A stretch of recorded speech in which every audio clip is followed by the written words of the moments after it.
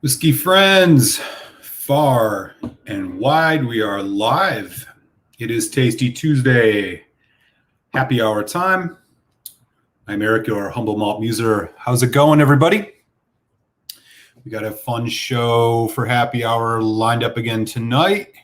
And looks like we got a nice lively chat already. So before I set the table, let me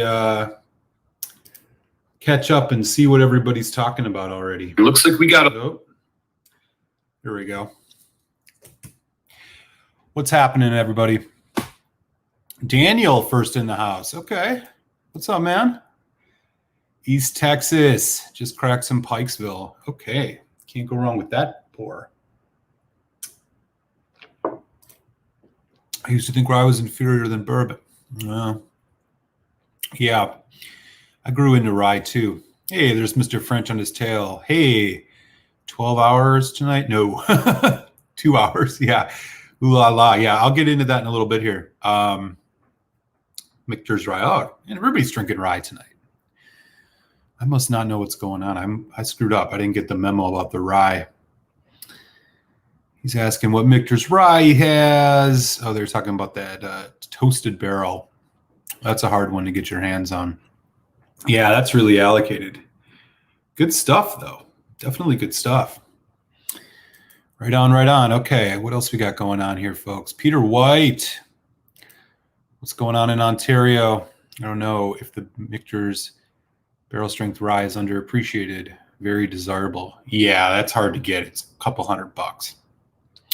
Not an easy one to get your hands on. Daniel was talking about sample last year, some really good ryes. Thomas Handy from the BTAC collection. Yeah, I would love to get a bottle of any of those BTACs. I don't quite hunt them. I know some people are really into it. I've had the opportunity to try a few. I've had the Stag and the Eagle Rare.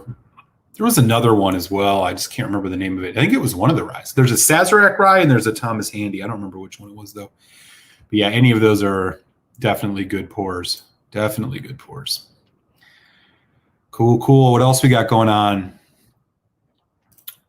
Either of you tried Pikesville? Oh, yeah. Yeah, Pikesville's great.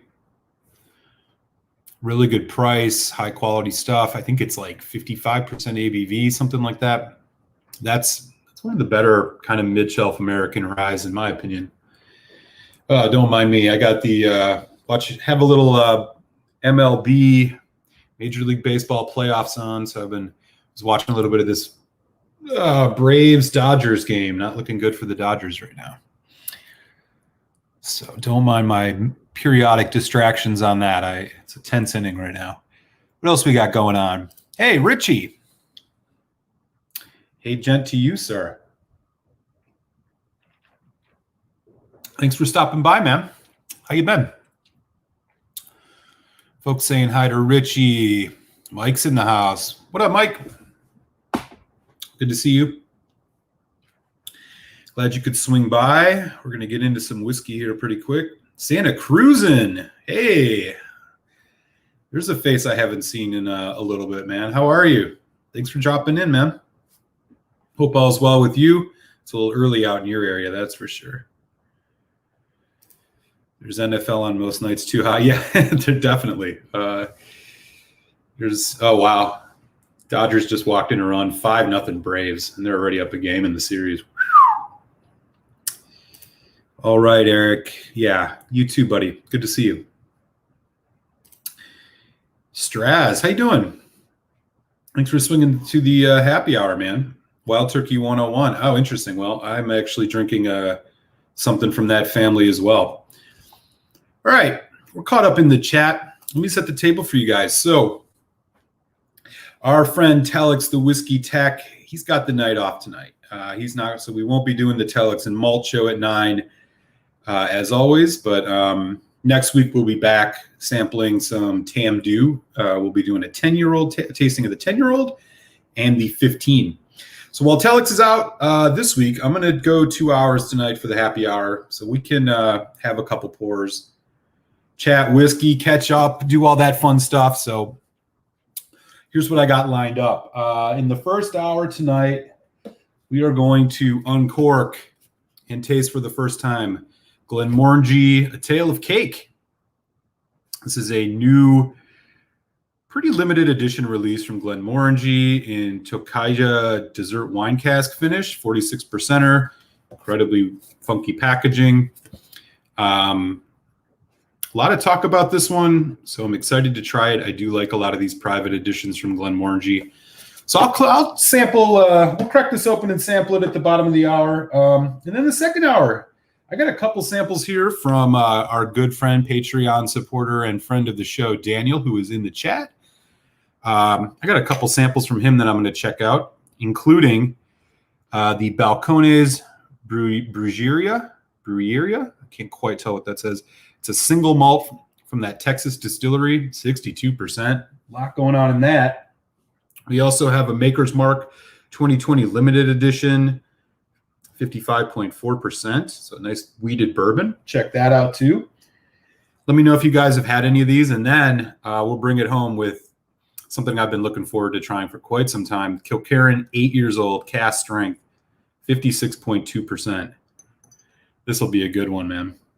So that'll be cool to check out. But yeah, getting the palate ready for the Tale of Cake with what is this now? Who's drinking the 101? Russell's Reserve. This is a single barrel store pick, 9-year-old. This is not one of my favorites. I had a bottle of this a couple years ago. I just find it to be very sweet, kind of like that cherry confectionery marshmallow note that I get off Wild Turkey, which I like. But in these Russells, I just find it overpowering. However, since I've opened it, this is getting a little better. So I might be turning the corner finally on the Russells. So we'll check that out. Got some in the glass now. We got 13 people in the chat. What's happening, y'all? What else we got going on? New Jersey. What's up, Andrew Page? How are you? Thanks for stopping by. Hey, we got another Canuck in the house. Montreal says learn to read. You asked so much of me, bro, friend. Hope you're doing well, buddy. Thanks for swinging through. Folks saying hi to Swami. Straz says Wild Turkey's his jam. Yeah, I like the Wild Turkey 101. I mean, for like a $25 bottle, man, it's probably the best bourbon you can get at that price. And I really like actually a lot of the stuff under their Wild Turkey brand name, man. The Foolproof is really good. The single barrel Kentucky Spirit is really good. I actually got really lucky and had the opportunity to get a bottle picked by Jimmy Russell himself when I went to and did the bourbon trail last year. I'm going to crack that open eventually. The Russell's line, however, yeah, it's a little bit just too sweet for me. I don't know. However, like I was saying, this one's actually starting to turn the corner a little bit. So I kind of like it now.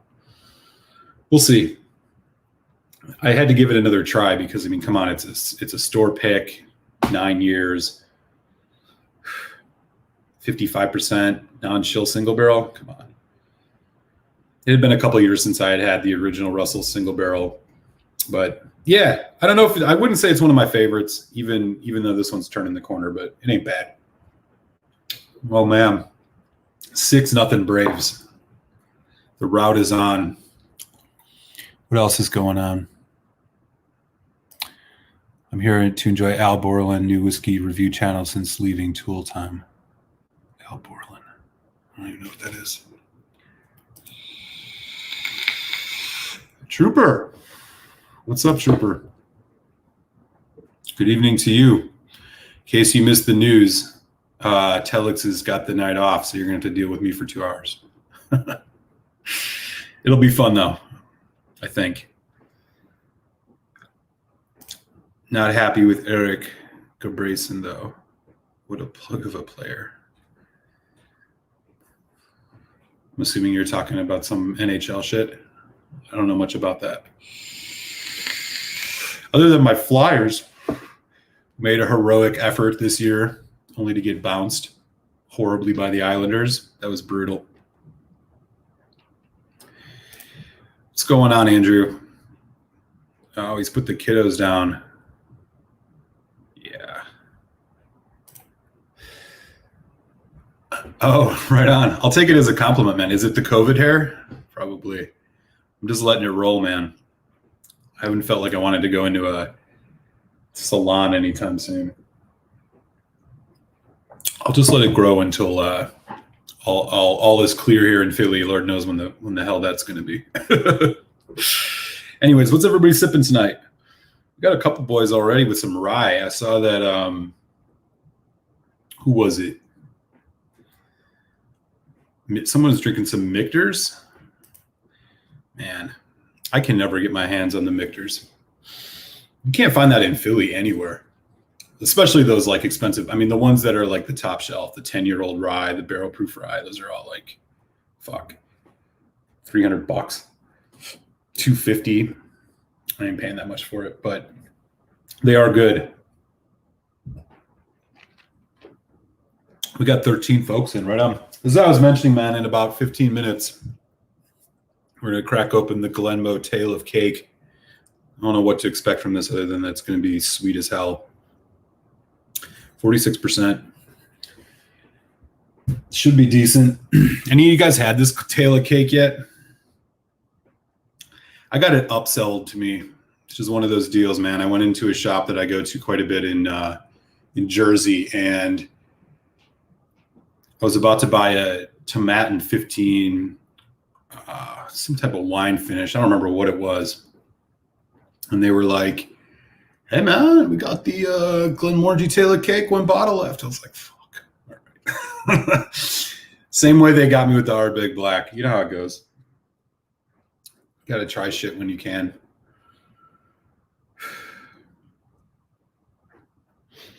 I'm not sure what to expect out of it. I do like the fact that it's 46%. I think a lot of their private edition stuff is usually either 46 or 43, which is kind of nice, but they're not bad. So we'll see what's going on with this. Troopers at sipping painkillers. Vikes?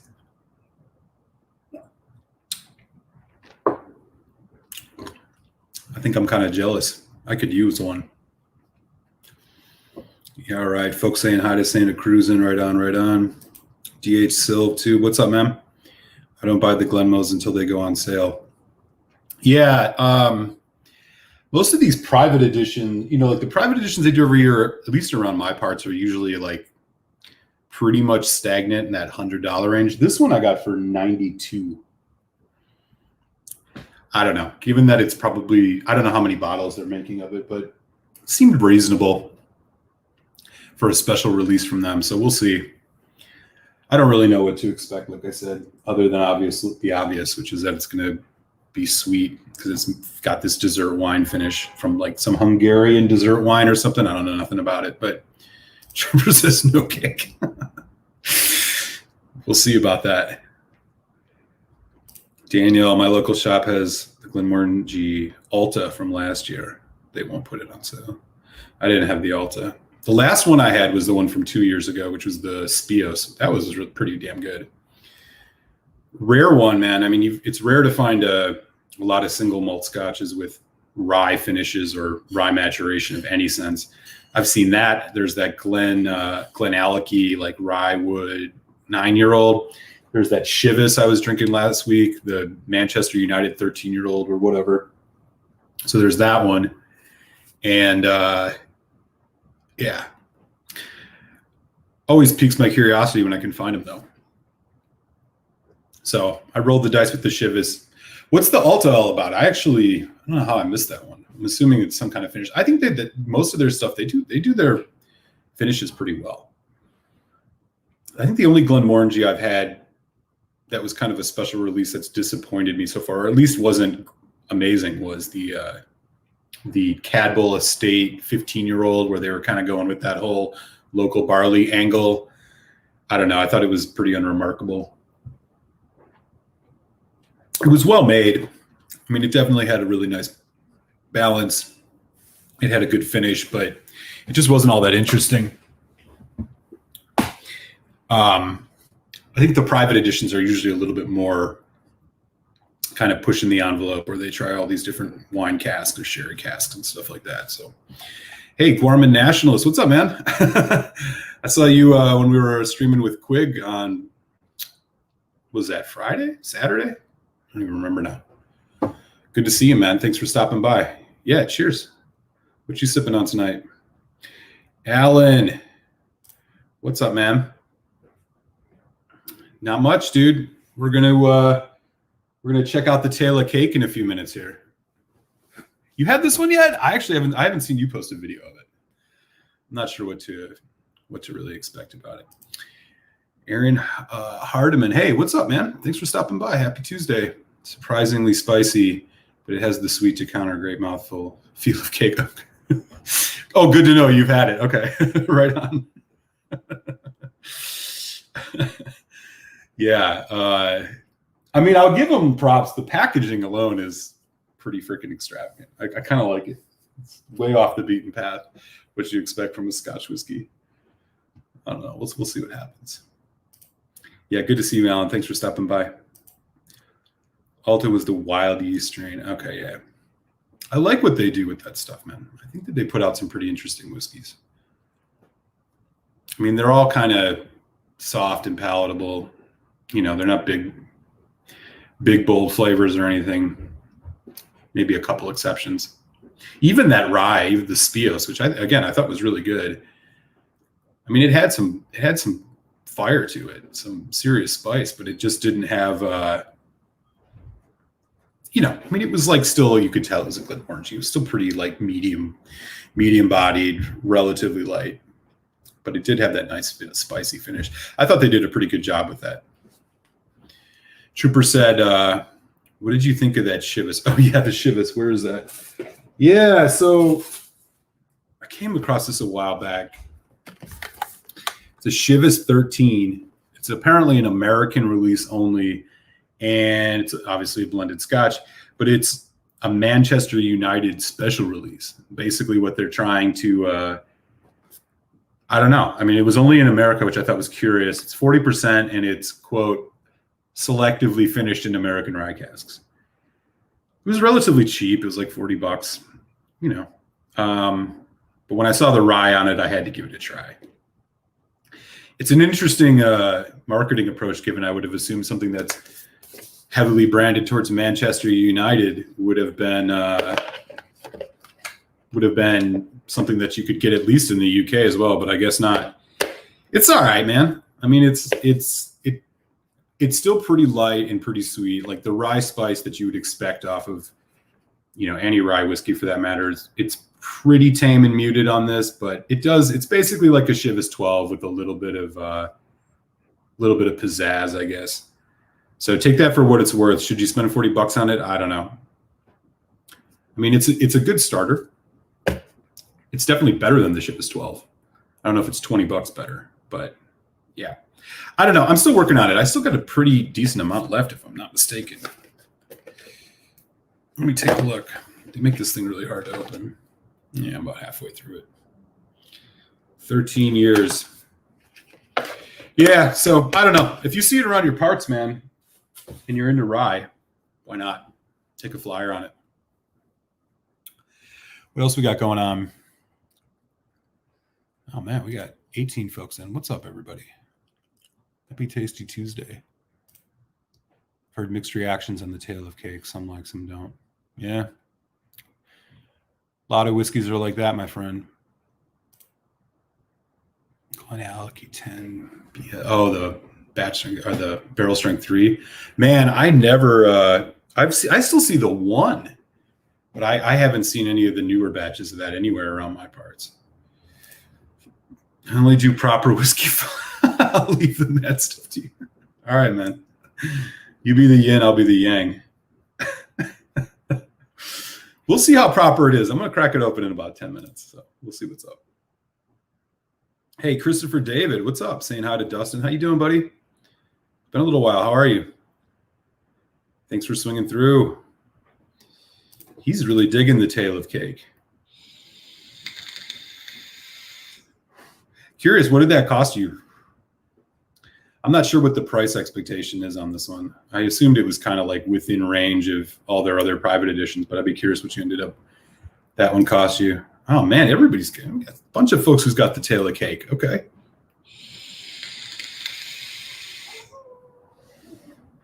Good deal. Hey, beaming the signal from Hawaii. What's up, Juan?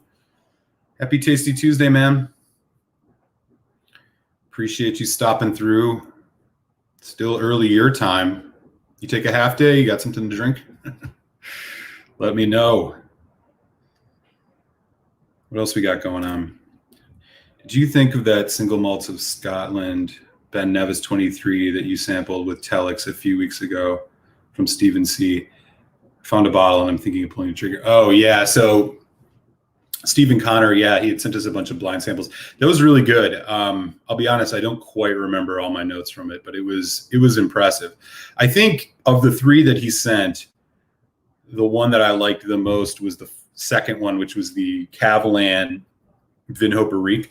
But that Ben Nevis was right behind it. I mean, that's one where I wish I would have the opportunity to have like 3 or 4 pours of it, because I felt like there was a lot going on in there. And since it was the third one we tasted, we ended up, the palate was a little bit exhausted by then. But yeah, depending on how much it's going to cost you, I suppose. Maybe there's some other folks in the chat who got an opinion on that Ben Nevis 23, if anybody's had it.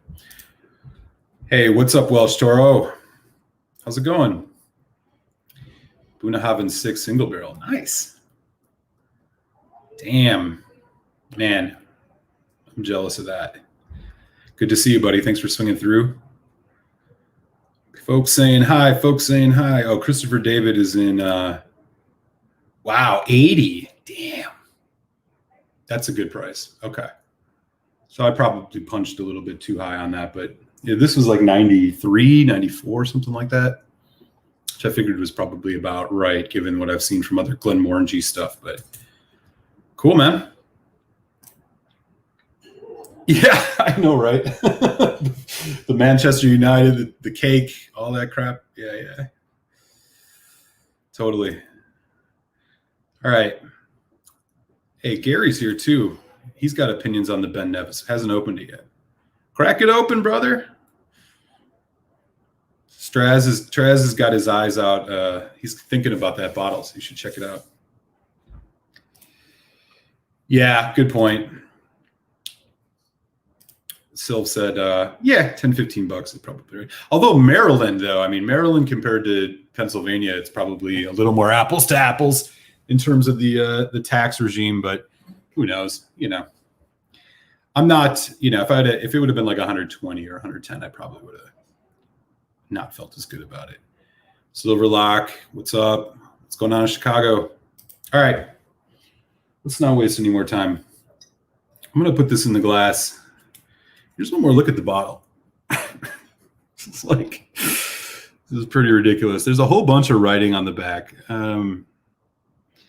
Something about how it was inspired by Dr. Bill, their master distiller, director of whiskey creation. Okay, well, there you go. How it's designed after some pineapple upside down cake that his grandmother used to make him.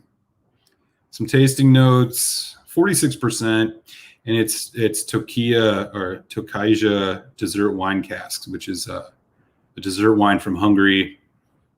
Yeah, 46%. It doesn't say anything about color or chill, so it's probably got color and chill filtration, and wouldn't be surprised. Man, this thing is really tough to open. The thing broke off. Oh, here we go. All right. We got a clean glass around here somewhere.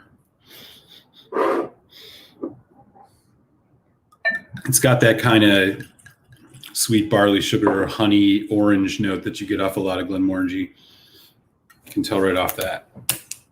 Oh, let's see what the box says. So yeah, again, pretty crazy box. Look at this shit. This is ridiculous. What do they say on here? Oh, it does say non-chill filtered on the box. Okay, right on. So it is 46% non-chill. Looks like it's got the same notes about the story of it and all of that. The magic of the cake moment, finishing his favorite Glenmorangie single malt in the finest Tokaja or dessert wine casks. All right.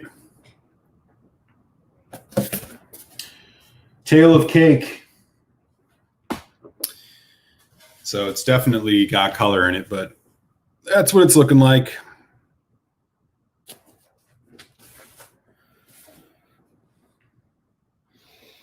Let that sit for just a couple more minutes.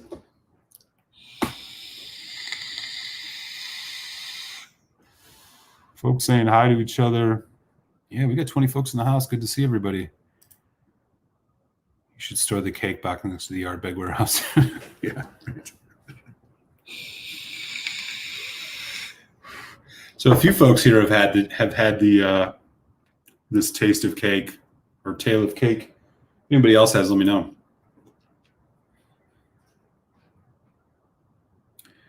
Yeah, pretty fast moving legs on this. Thin.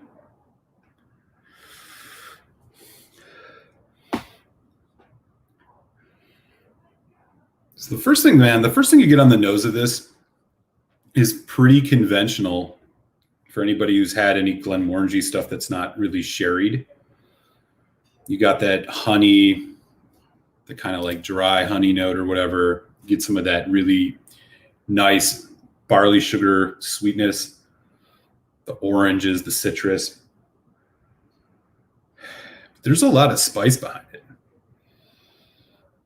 I can't quite tell what it is. There's also a lot of vanilla.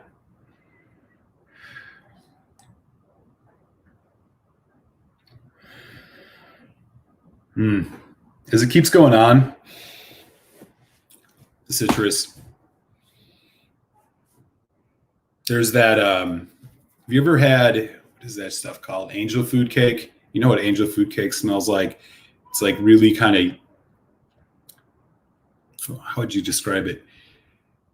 It's really sharply sweet, almost just like pure sugar, but it also has this kind of like bready component to it, which kind of rounds it out, like almost like a pastry. You get some of that in the back, but it's not necessarily in jumping out of the glass here. There's some fruit too. Yeah, this nose is getting better and better.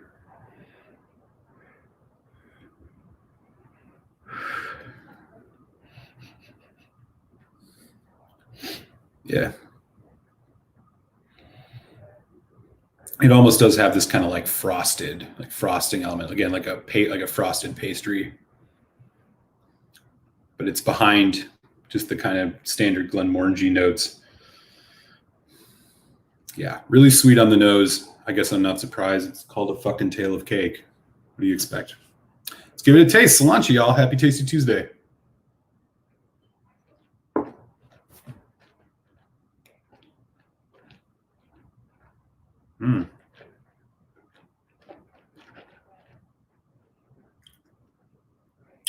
Okay.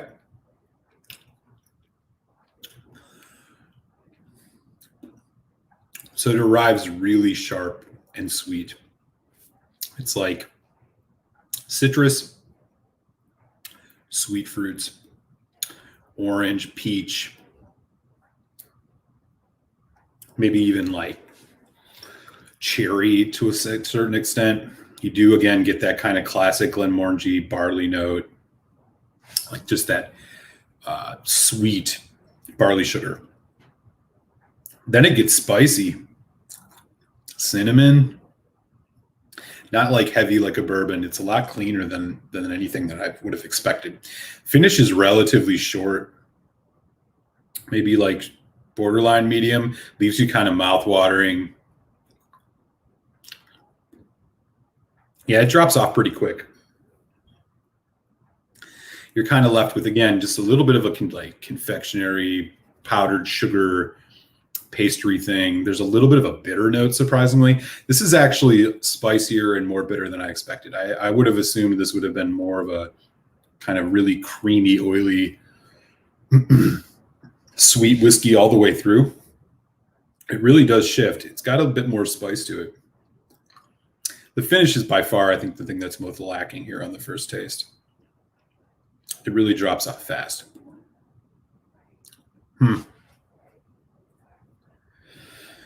All right, let's do a little water. For the folks who've had this, what's up, Cohen? Nice to see you, buddy. For the folks who've had this, let me know what your guys' thoughts are, particularly on the finish.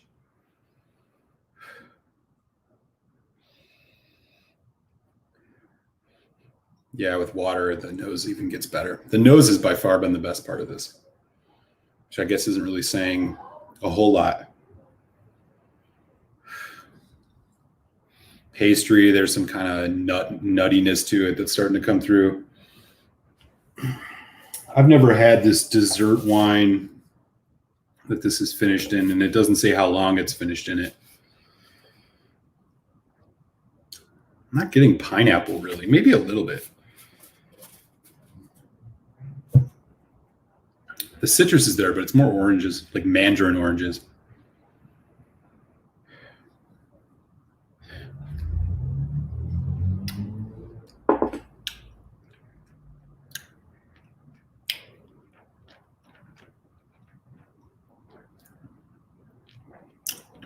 Better.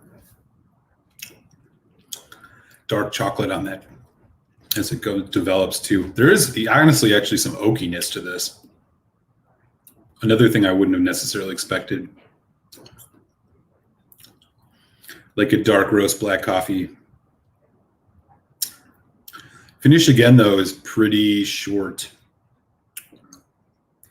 Juicy, mouth-watering, but it doesn't leave you with a whole lot. There's this faint kind of like a cafe mocha, maybe a little bit of dark chocolate, little mint. Yeah. Definitely something to explore a little bit more of, but I'm not necessarily wowed by this by any stretch. Let me know in the chat for the folks who had it. You kind of feeling the same way? Let me catch up here and see what's going on. Cohen, what's up? Dude's got the additional TV. Yeah, me too. I'm watching the Braves Dodgers game, and the Braves are freaking killing them right now. I'm a little surprised by this. Alta and Astar were both 100%. Yeah, that's right. Those were some exceptions, right? The Astar, both releases of the Astar. I know they had that one that was like they put it out again in 2017 or something. I haven't had either of them, so I really can't comment on it. But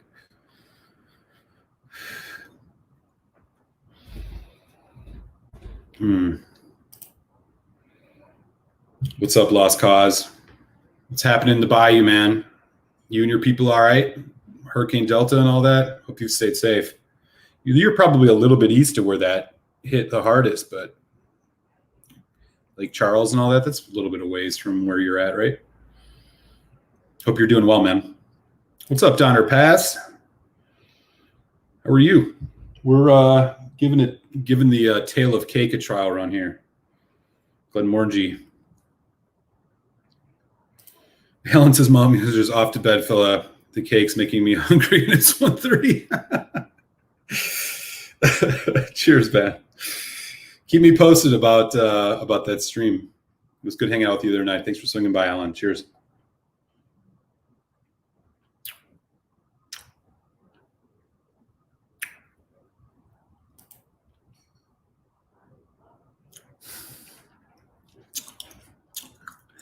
Yeah, it's not bad. It's just not super interesting either. And honestly, the more I sip it, the more that mint, like I mentioned, there was kind of a mint on the end, is starting to taste more just like an edgy, like youthful spirit bite. It's a little bit more kind of like clay, which is making me, I'm not really sure. Again, I usually don't like do a full review of these whiskeys until I've got to spend a decent enough time with it. I try to share my honest thoughts and give it its day in court. But my initial feeling is like, honestly, it's the shortest finish I think I've ever had on a Glenmorangie. And is not nearly as interesting as I expected, but we'll see. You know, oxygen's got to do its magic. I mean, this is a neck pour. I don't usually do reviews of things with neck pours. Just a quick tasting. There's also like an alkaline, almost copper, nickel, quarter dime note like on the tip of my tongue, which is still hanging on here. I don't know, man. Is this like, I can rattle off Glenmorangies that I would probably rather have than this. 18. 10? You know, Quinta Rubin, Spios, Nectar d'Or. Telex and I will do a tasting of this early next year. I mean, I'm going to have to get him a sample of it.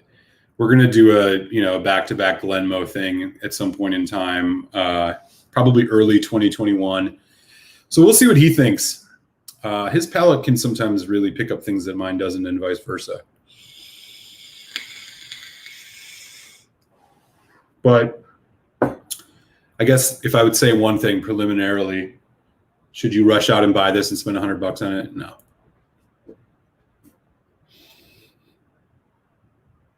If you could bottle up this nose and share that with folks, yeah, but I don't know. Let's go again.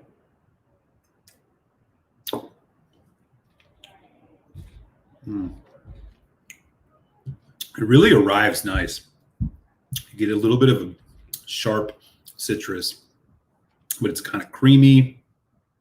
You get some of those, again, kind of typical Glenmorangie notes, the orange, the barley sugar, the honey. But as it develops, it kind of just drops off. Like there's not that second event you're kind of hoping for with something like this. It kind of develops into a spice, dry, almost borderline tannic, slightly oaky, dark chocolate, into a, you know, short medium finish. I guess I keep hoping that there's going to be more that happens with this, but I don't know. I will say though, you know, after one thing I like to do after, especially after like the finish of a whiskey, you know, you kind of just got to like breathe in and out and concentrate on kind of the extra notes you pick up once you're got the oxygen flowing, because you can really kind of pick up some of those extra things that are hanging on your mouth. And I'll tell you what I get is I do get kind of a very light, it's like slightly marshmallow. Again, I was saying like angel food cake. It's there. It's just not that interesting. The nose is changing though, as it sits here. It's getting much more on those strawberry, sweet red fruit kind of thing.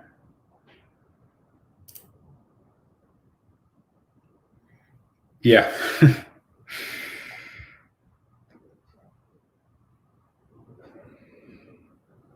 The nose is, I think, the best part of this. But everything else kind of, it's a downhill climb from there, downhill from there.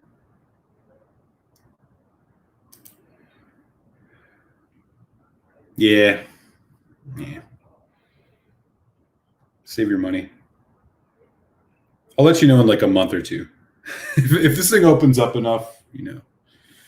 And again, I don't know how many of these are released. I mean, I fear this is one of those, I mean, collector whiskey type things. I mean, it's not like Glenmorangie is something that, you know, especially new releases, people are going bonkers for on secondary market. But something like this might be one of those type of things. I don't know. Is it worth $100 to throw in your basement for 10 years? Probably not. I haven't had the Bacalta either. Yeah, no. I've been behind on the Glenmos. The only Glenmorangie, the new Glenmorangie that I had last year was this year was the 15 Cadbull Estate, which I also thought wasn't all that interesting. I mean, Glenmorangie is a subtle whiskey. It's very pretty light. It's refined, and I like a lot of their stuff. That one in particular, it was again, it wasn't enough. It wasn't enough to justify how much you pay for it. There's that alkaline kind of tin note again. I'm not very impressed with this. Bummer.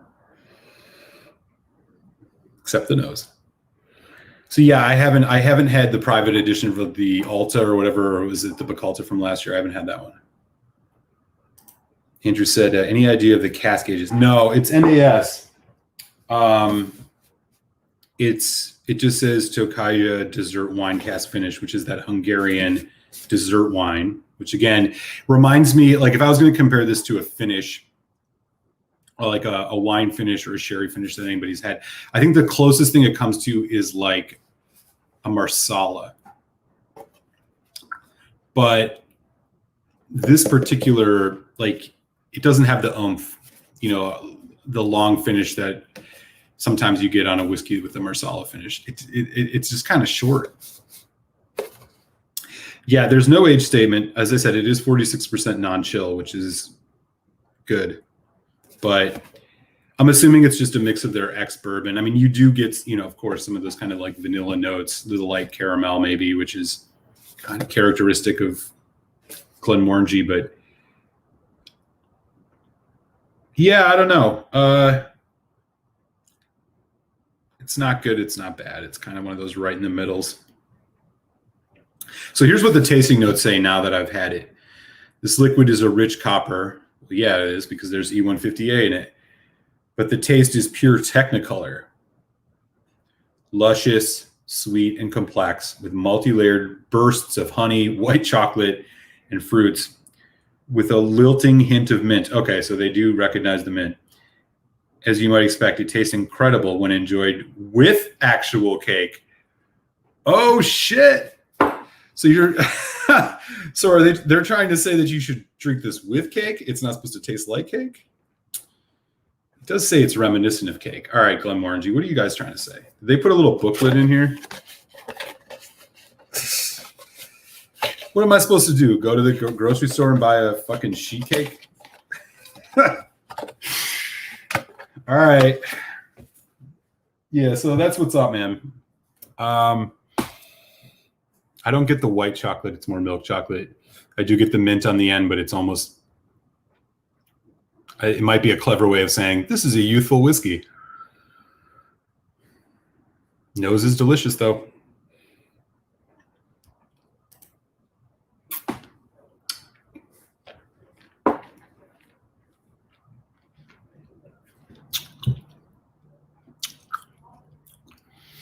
It is getting better, but it's still, I don't know. You know what? Let's get another pour of this in here. I'm going to just put some more in here. I'm going to do a second glass. I'm going to let this sit out for a little bit. This has been a neck pour, man. It's not fair to hate on it too much with the neck pour, I guess. I'll let it sit for a few minutes. In the meantime, we'll come back to this. I got a Russell's. I'll go back to this Russell's, which is actually eerily similar in profile. We'll check that Glenmorangie in like 10 minutes, see what happens to it. I have a feeling it might just be kind of tight and restrained. I don't know. You know what I'm really doing here is I'm trying to justify how I spent $100 on an NAS Glenmorangie that I'm not impressed with, but we'll give it its time. I'm with you on that, Cohen, by the way. I do like the sherry cask. The Lasanta is solid. The Quinta Rubin is probably the one that I really liked the most. And I'm way far behind. Sorry, y'all. I would have not had opened my Star Alta, but I like how it's over 100 proof. Yeah, I agree.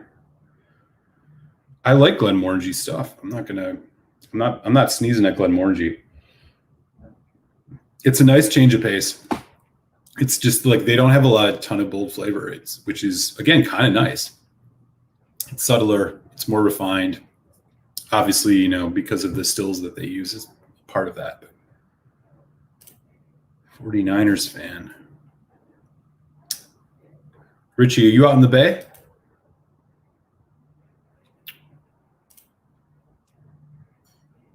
Oh, yeah, okay. So I'm actually picked up over the weekend 2 bottles of Springbank limited edition 15-year run casks. I haven't had that one.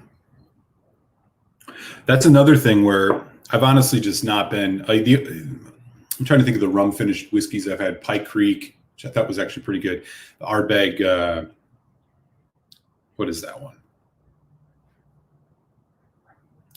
Drum, which was meh. The Springbank, however, I'd be totally game for, man. You have to let me know how that goes going. I've seen it around for like $1.60. Seems like probably about as fair as it's going to get for that. Tear finish. Yeah, you know how it goes, Peter. What can you do? What can you do? Yeah.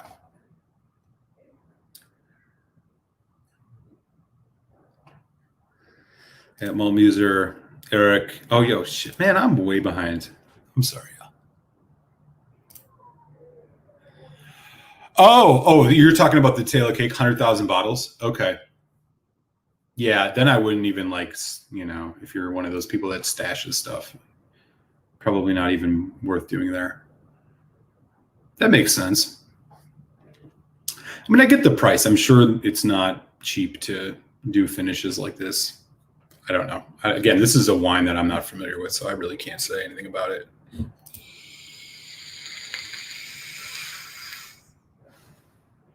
Christopher David knows what's up. Okay. 12 to 14, huh? I would have guessed maybe it was their 10. But again, with Glenmorangie, it's one of those things, like the Cadbull Estate versus the 10. I mean, it wasn't immediately clear that 15 was that much more aged. Sometimes you can tell the finish is longer, the development's longer. You do have more of the barrel influence. I'm not even sure I could tell on that. I mean, that kind of makes sense. So the cake or the Ambered Fusion has a healthy amount of fruit ginger cake. Yeah, I'm a big fan of the Fusion. I'm not getting much ginger on this at all. Well, again, we'll see. I'm going to let it sit out for like 10 minutes. We'll give it a fair trial. Oh yeah, that'd be righteous. Less than 20K. Shit. Okay. That's shocking. Highland Park puts out 30K of things like the Torque. Yeah. 20K, that would be, it does seem a little bit small. Yeah. Yeah. I mean, they're like, what, $280 or something? You're talking about the dark. I haven't had either of them yet.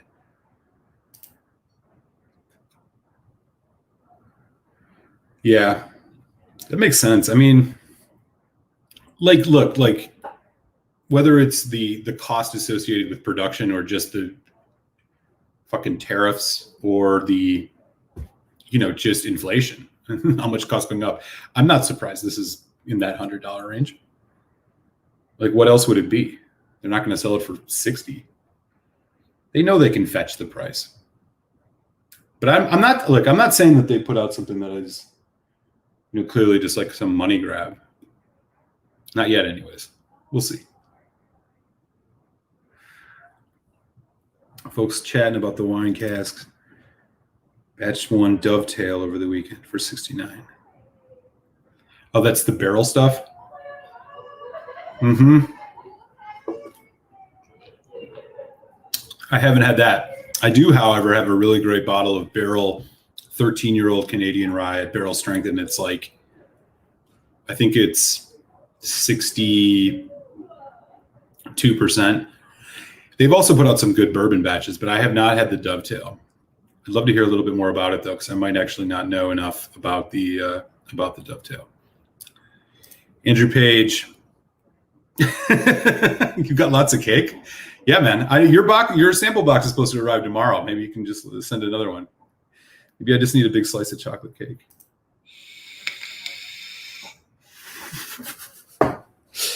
What is up, Florida? I don't know. Maybe this is the next one. I mean, nothing is ever going to be Mr. Cloudy, which we retired last week. But maybe the evolution of our tale of cake here will be equally as compelling. I don't know, but hope you're doing well, Emily. Thanks for swinging through. Yeah, I tried a little bit of water. I'm gonna, like I said, I'm gonna let this sit for like another 5 minutes. I'm gonna give it some due time. This was a neck pour, you know. I'm not trying to judge it solely on its neck pour. Meanwhile, the Braves are still shutting out the Dodgers. 7th inning, 6-0. Damn. Yeah. Tends to be the case with a lot of whiskeys, I think, Daniel. Yeah, the Signet. That was great. I think that's probably the priciest thing that they have in their core range. It's like a good $200. I had it at a whiskey bar. I mean, that is literally just like chocolate covered espresso beans. It's impressive. I haven't bought a whole bottle of it. I'm not sure I would want a whole bottle just because it's maybe not quite, I don't know, right? Like it's very good at what it does, but I'm not sure it would be something I would reach for all the time. And that's maybe why I've been hesitant. I'm not sure. But yeah, no doubt, Gary, that's a good pour. DH Silv said, Spring Make Rum Cask 15, I think. I just got one for 130. Pretty great finish. Not a lot else to sing about praises for. I bought 2. 130, yeah, that sounds about right.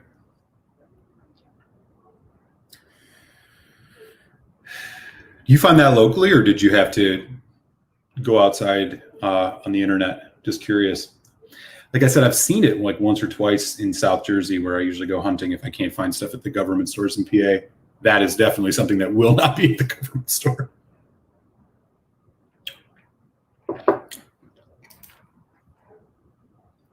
Right on, man. Yeah. My next review coming out Friday, speaking of Glenmorangie 10, is the Glenmorangie 10. So I've been doing 10-year-old whiskeys every Friday this month. 10th month, 10-year-old whiskey. Why not? I'm that clever. And having revisited the Glenmorangie 10 after what had probably been a few years, I actually still think it's pretty damn good. It fits right in there. It's one of those whiskeys that like I would recommend to somebody who's just trying to get into Scotch or has never really had Scotch or, you know, has some misconception about what Scotch is supposed to taste like. Glenmorangie 10, it's palatable. It's unoffensive. It has a decent body to it. It's got a little bit of complexity. It's actually also the most consumed single malt in Scotland, which I learned. That's, I guess, not surprising, given that it's just kind of one of these very classic standard malts. That said, yeah, a natural color, non-chilled cask strength 10. I mean, why don't they get on the bandwagon with that? Like, why not?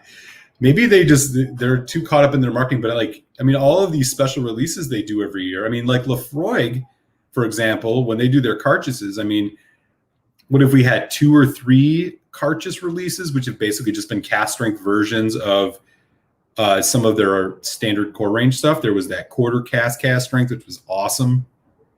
Probably my favorite of the cartridge line that I've had.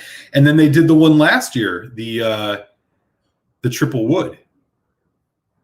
And then, of course, they do the 10 cask strength every year. Yeah, man. Glenmorangie needs to get on board.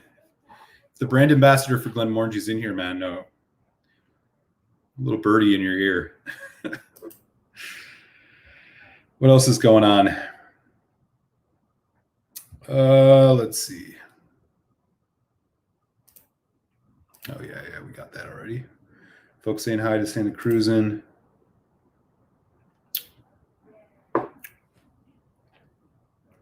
Ooh. Those are 2 rum casks I didn't even know existed. There's a Hazelburn rum cask? Damn. Okay. That must be something you can only get in Canada. I never see that stuff around here.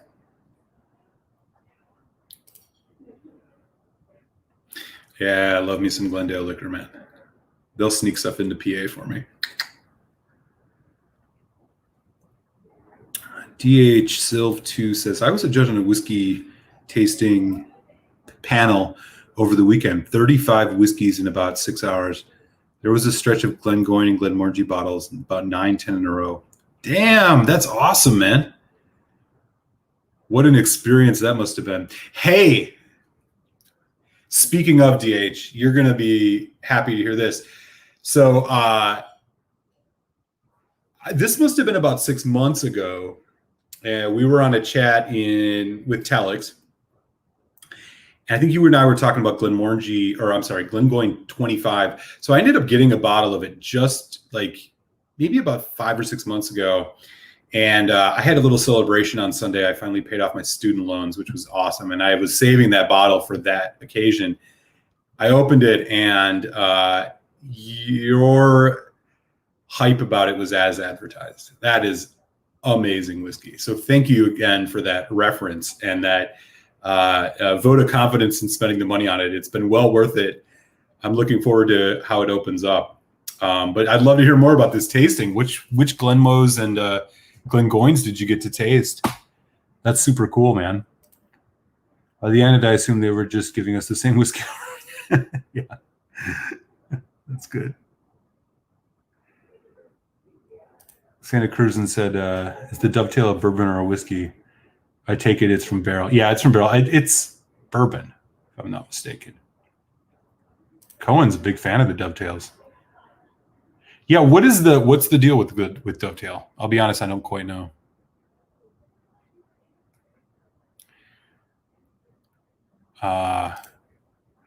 Yeah, man, for real, dude. Thank you. Like your comments, along with a couple other folks, kind of like pushed me to do it. So it's funny because we were also talking about a place called Ace Spirits, and I bought it from Ace Spirits. It was $3.29. I'm not even kidding you, man. I went back on the website a month later.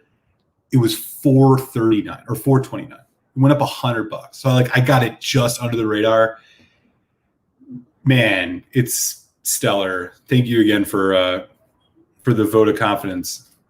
Because man, for me, spending that kind of money on a whiskey, like I can count on one hand how many times I've done that. I bought like 2 bottles of Bruichladdich Blackheart 4.1, Lafroig 25. Are the only things I think I've bought over 300, and then that Glengoyne 25, because I was just like, Glengoyne is an interesting distillery for me because I like what it seems they're trying to do, but all of it has just been so thin and kind of underwhelming. I was underwhelmed by the 10, which I just reviewed on Friday. I was underwhelmed by the 18, which didn't really take that next step, and they're all 43%. But I'm like, come on, obviously they chill filtered that stuff, but whatever. But I then had the teapot dram, which I was like, renewed my love of them. I was like, holy shit, like that is an incredible whiskey. I had the Glengoyne 15, which I thought was the best of the sub 20-year-old age statements. And then there was that 25, and it was just always lingering there with that 48%. I was just like, oh man, like if Glengoyne is gonna bring the house down, it's got to be this 25. And I pulled the trigger, and I'm glad I did. So yeah, thanks again for that, man. That was a great recommendation. It was a really special day for me, and I got to enjoy it. Really, just there's nothing better. I mean, those are those malt moments or whatever people say, where like you have a really good scotch and something really good happens. And yeah, man, fucking paying off those student loans was amazing. It felt great. I had a nice 25-year-old Glengoyne. I was just like top of the world, man. And that's what it's all about. So yeah, cheers about that, brother. Appreciate it.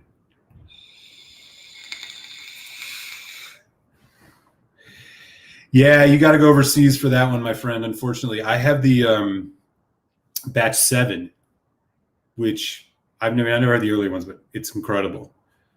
Cohen, you should let me know, man, where you're email me, malt.muser at whiskey reviews, or whiskey reviews, malt.muser at gmail. I don't know if you're in the States or not, but maybe we could arrange some sample swaps. I'd probably be happy to swap out a Glengoyne teapot dram if you're interested. Let me know.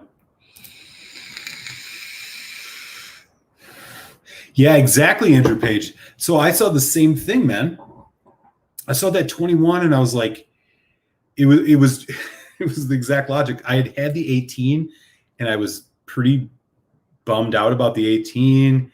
And I was like, God, man, why are they putting out a 21-year-old whiskey? And it was like $169, because I wanted to just get that instead of the 25 at first, because I'm like, shit, this is a lot of money for a whiskey, and at least for me. And the 43%, I was just like, I can't do it. I can't. Like, look, I think any whiskey should be good at 40%. I don't think there's any doubt about it. But let's be real, man. For the most part, especially if you're somebody who's, had a few single malts in your day, more alcohol means more flavor. And yeah, sometimes that can be used to mask bad casks. I mean, I think we all know that. But at a 25-year-old whiskey that they're charging $300 for, and Glengoynes are, pretty integrity pouring for the most part. I wish they didn't chill filter, but it is natural color. I thought to myself, you know what, this is probably worth it. So I'm really glad that I did. It was a special dram, man.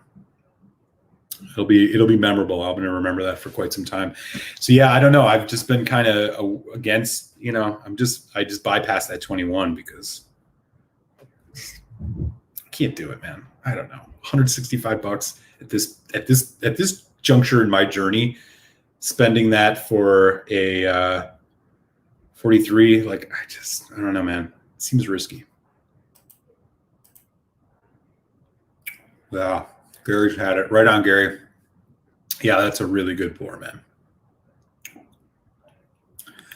I was pretty taken back by how good it was. I actually thought it was better than I expected, which is always the icing on the cake.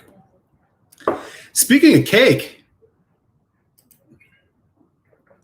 it's 9 o'clock. Like I said, just to give everybody an update, my Tuesday night whiskey tasting comrade in arms, Telex, the whiskey tech, he's got the night off tonight. So I'm going to go 2 hours, which means we got another hour to hang out, which will be fun.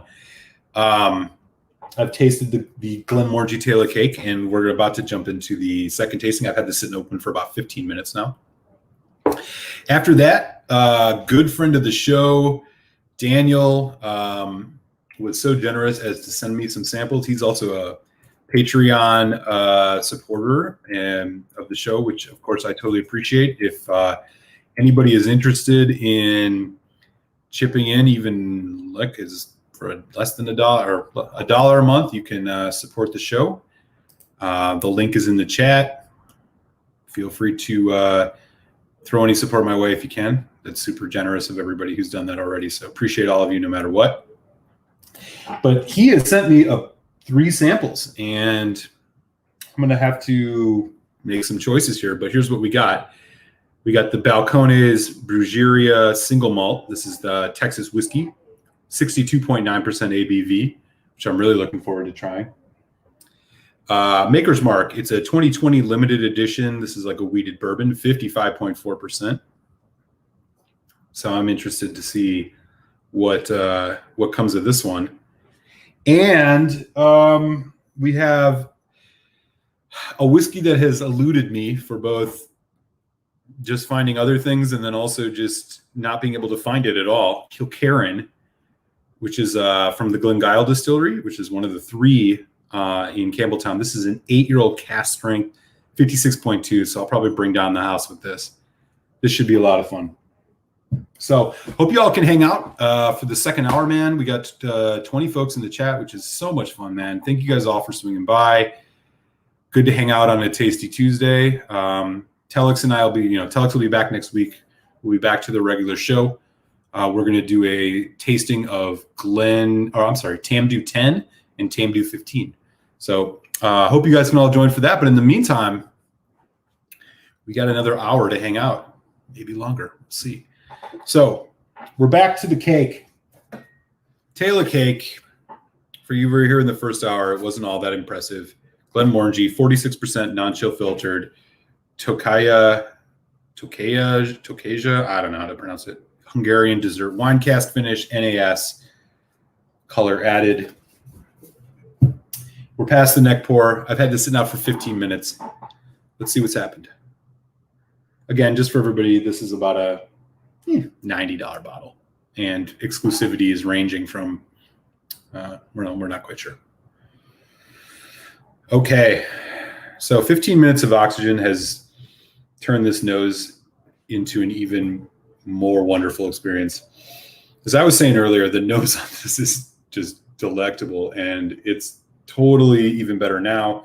It's become creamier. It smells like you walked in to a like artisan ice cream shop. It's great.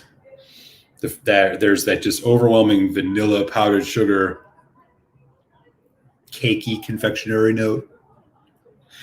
Obviously, that's motivated reasoning because they said cake, but you know, it's there. Behind it, you're getting some rich red fruit. There's that Glenmorangie kind of style. It's dried honey. It's tangerine or mandarin orange. Oh, the nose, man, it's a winner on the nose. But as we saw in the first hour in those neck pours, it goes down. Quality and experience is less than interesting after about an hour, or after a couple drinks, rather. So here we go.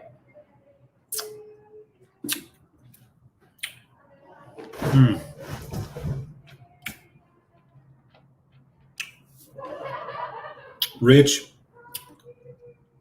richer than it was before. Sweet, dry spice in the background. Again, the fruit notes, the creaminess is kicked up with oxygen. Oxygen's definitely done this some justice, but development's extended a little bit more. Still, though, the finish, tannic, slightly tannic, dark chocolate, baking chocolate, a little bit of like juicy fruit gum, dry honey, mocha coffee, medium.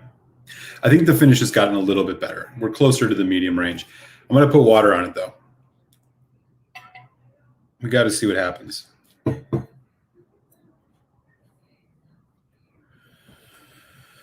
God, you could really nose this for a long time, though. It's a wonderful nose.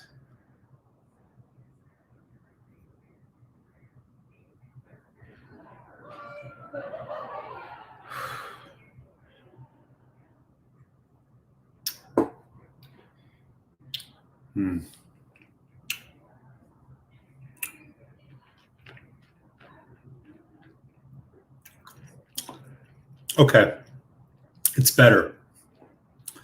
Still, though, the finish, you are left with what I'm picking up is kind of like an alkaline, almost slightly copper note, which isn't doing a lot for me. It's kind of a one-note finish. It's just kind of dry, dark chocolate. Yeah, that mouth-watering. It's like, I'm telling you, it's like copper, or like I don't know, like tin. You ever had a can of soup and for some reason it just has that kind of tin, like it was in a tin, and it's not every can of soup that has this taste, but sometimes it like you just pick it up a little bit in the background and it kind of throws you off. That's happening here, and I don't quite understand why. The finish has extended, though. I will say oxygen has worked on this, but again, it's very much just kind of dark chocolate with a little bit of dry honey. Even breathing in and out, I'm not picking up a lot more. That orange is still a little bit there. Okay. I would say this has gotten better than the first tastes. Enough that you should run out and buy it. I'm not so sure on that. I think the jury's still in on that.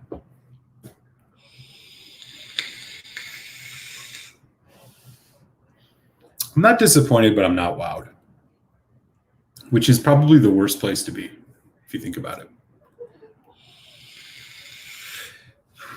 I'd rather just be massively disappointed with a whiskey that I thought would be really fun or really wowed by it than to just kind of be languid about it. And that's a little bit where I am right now. I do think it's come alive a bit more, but yeah, we'll see. I'll probably review this in like the next 2 months. I'll throw a video up.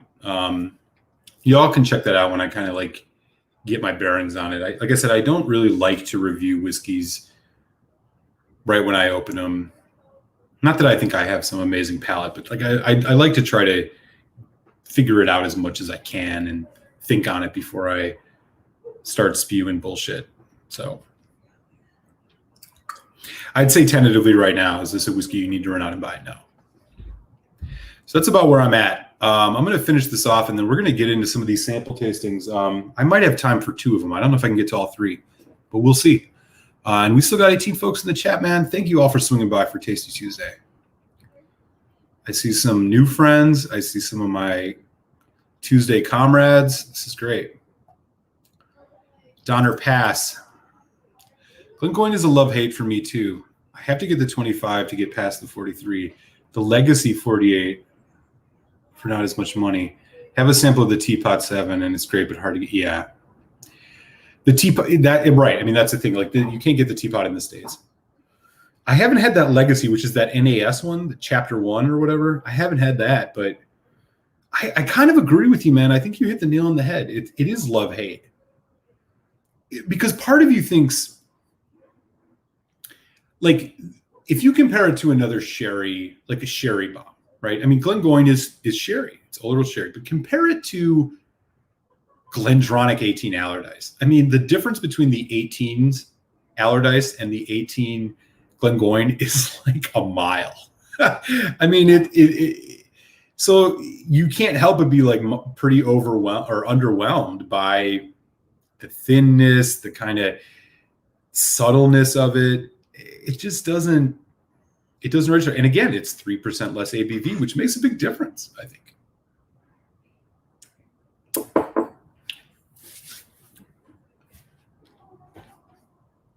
What can you do?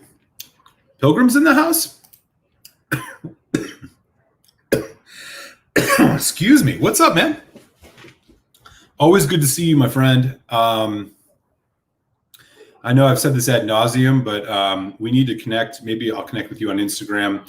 I got to give you some reciprocity for those incredible samples you sent me, the Springbank, that Tawny Port, Glen Scotia. I'd love to get you some bourbons or something else and ship them your way. So I'll hit you up on Instagram in the next couple of days. Maybe we can work something out.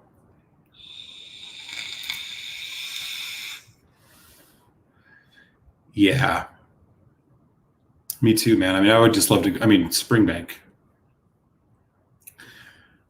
would just to be able to go there, let alone, I mean, I think Glen Scotia would be fantastic. All 3 of them would be really, but man, yeah, to get to go, this is the history there. I mean, like, that's a place that used to have dozens of Scotch distilleries, and now there's 3. Just to be able to experience it, man, that would be a lot of fun. Obviously, as well as Isla.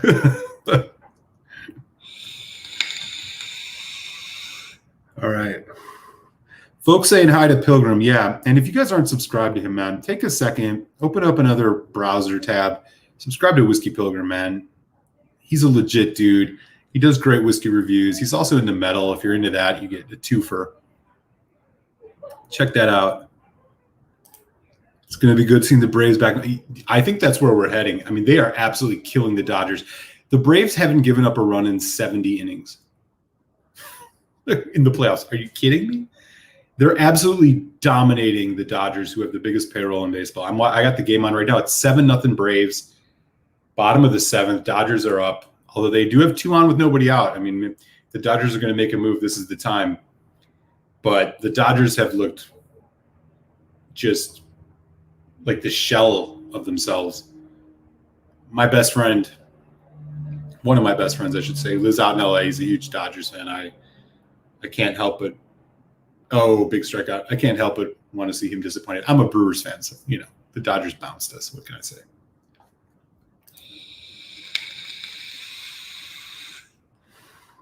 Folks saying hi to each other. Cool. Is that Maker's Mark the new 2020 wood finishing series, Ellie? You know what? Let me take a look.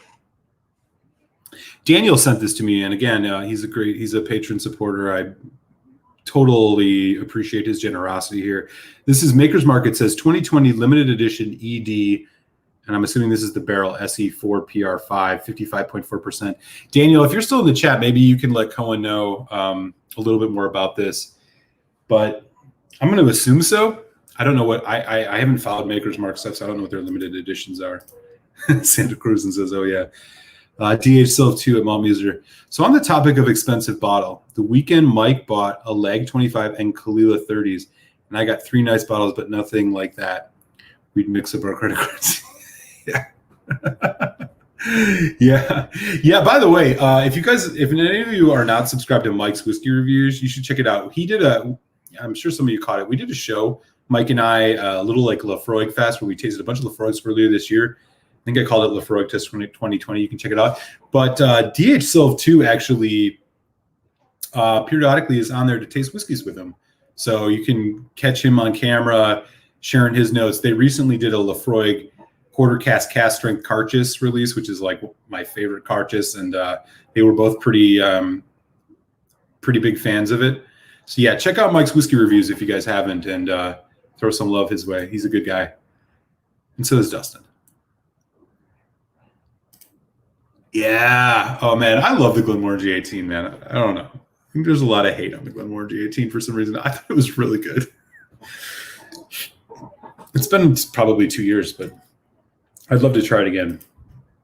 So I have the biggest liquor purchase I ever had on my credit cards right now. Yeah, I can imagine, man. Jesus.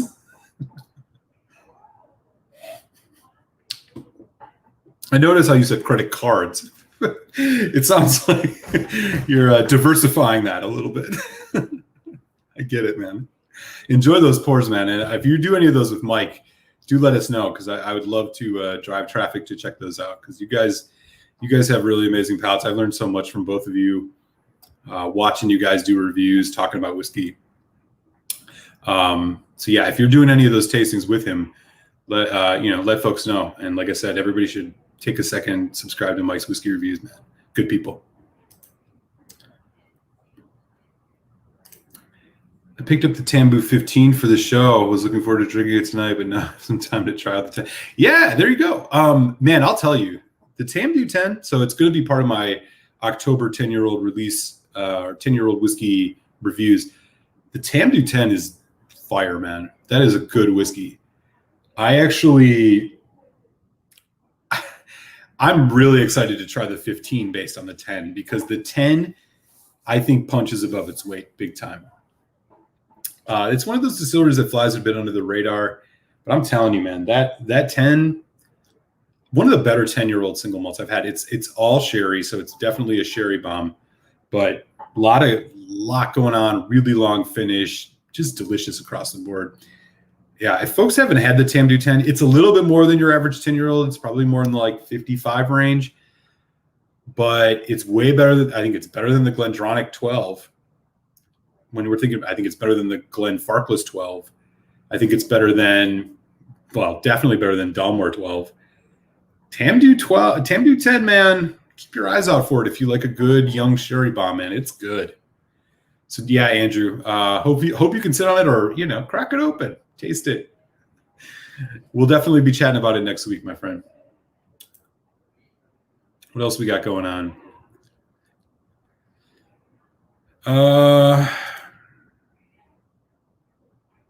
Yeah, for sure. Definitely check their stuff out. Yeah, you bet, Pilgrim. Always, man. Thanks for swinging by. I know it's late for you, all the way over there in Sweden. And we got a 3-run home run from the Dodgers. It is now 7-3. Look out. This game is not over. Yeah, the Rays are killing it too. The Dodgers have life, though. Yeah, that is the 2020 Makers. Okay, cool.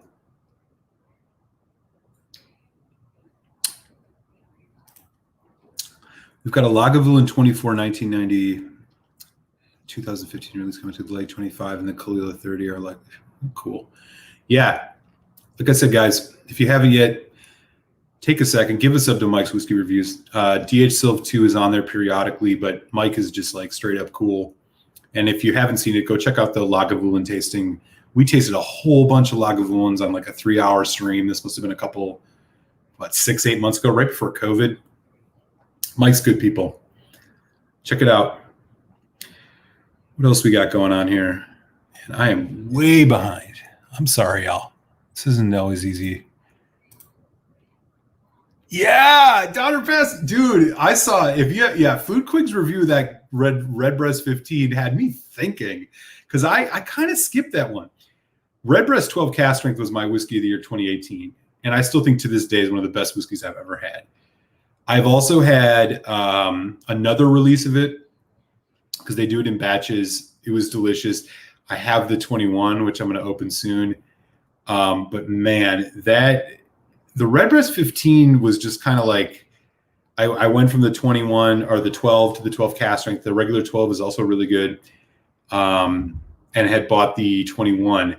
I didn't really give much thought to the 15, but Food Quig, who, by the way, if you haven't seen it, I did like a 5.5 hour epic stream on Saturday with. He was pretty adamant like that could be his whiskey of the year. He was blown away by it. He said, Black Forest Cake. So that might be something I got to check out. I mean, dude, Redbreast is so good. I don't think there's a bad Redbreast out there, at least that I've had.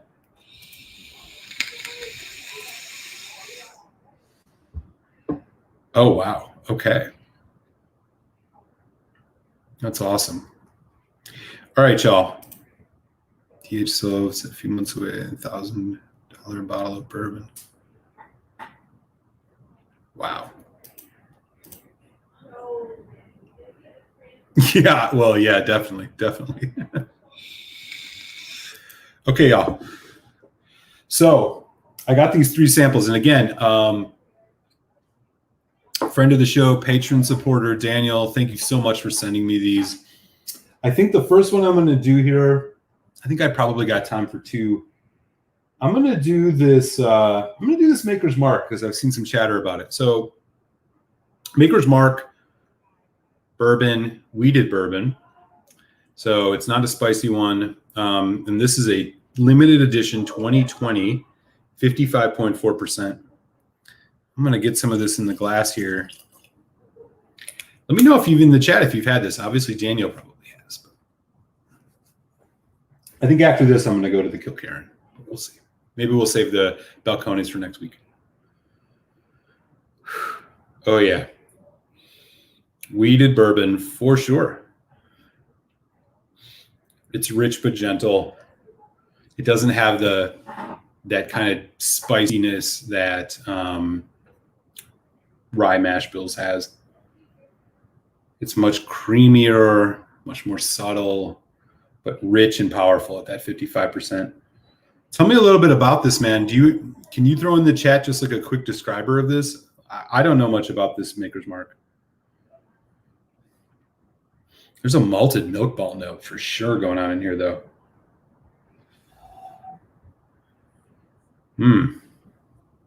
It smells nice.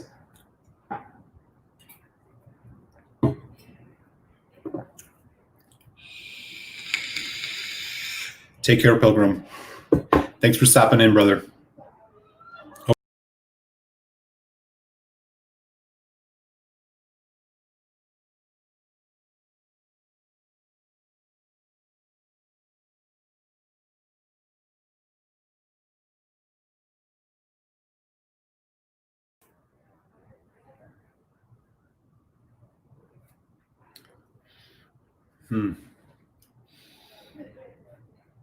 I'm enjoying this so far.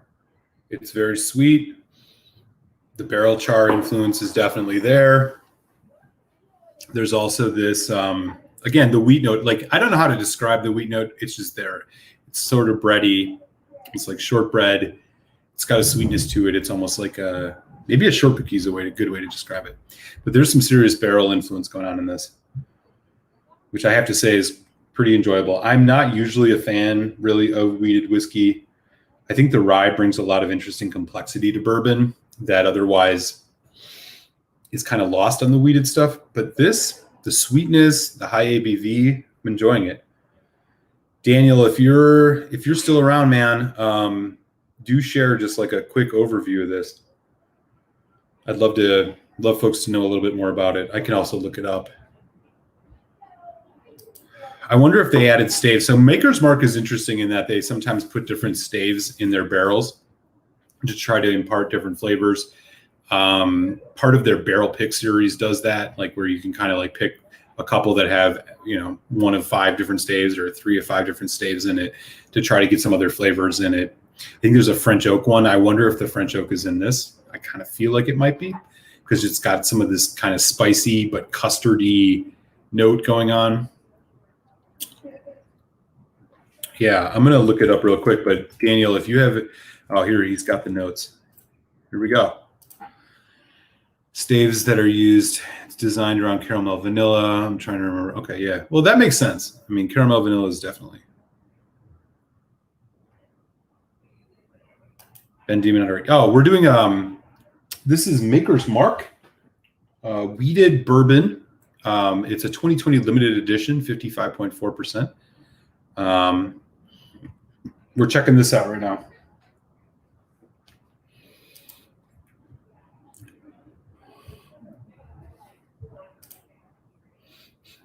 All right, let's give it a taste, y'all. Oh, wait, I'd be remiss. Since bourbon doesn't have color in it, we should always look at the color of bourbon. Check that out. It's pretty nice, eh? Here we go.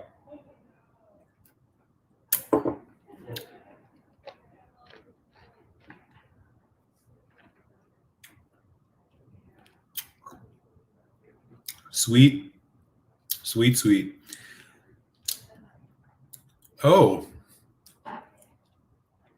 you can tell it's a wheated bourbon. And for me, it's like as the development happens on a bourbon is usually when the rye kicks in. And instead with this, it goes into like a kind of almost a refined bready sweetness, which is characteristic of the kind of wheat whiskeys, whiskeys with wheat in their mash bill.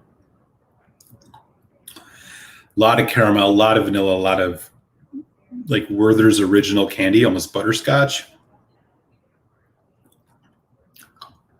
Medium long finish. Yeah, this is solid. I wonder if they have French oak in this. Because some of the notes I'm getting on it, this custard note, the bit of spice that's going on in the background, it's not the characteristic bourbon spices that I usually think of. When I think of like bourbon, I think of the hot, red hot cinnamon, the allspice. This is more like nutmeg. If I was going to try and put a name on it. Yeah, it's pretty tasty.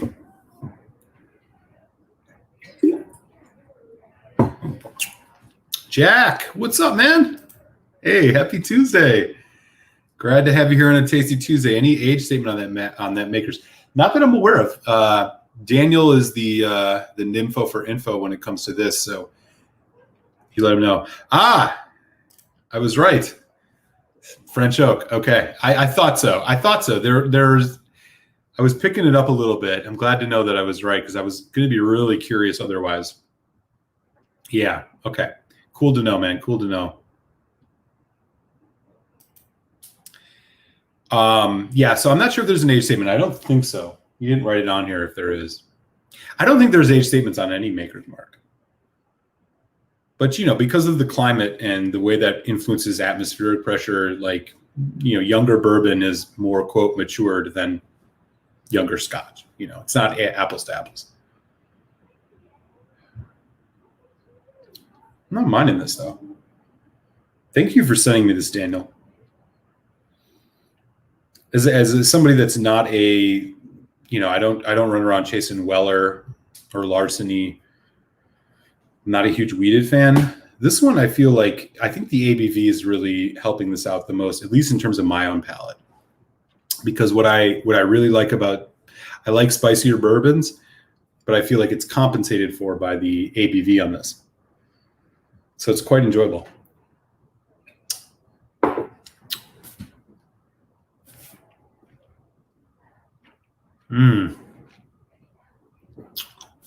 Yeah.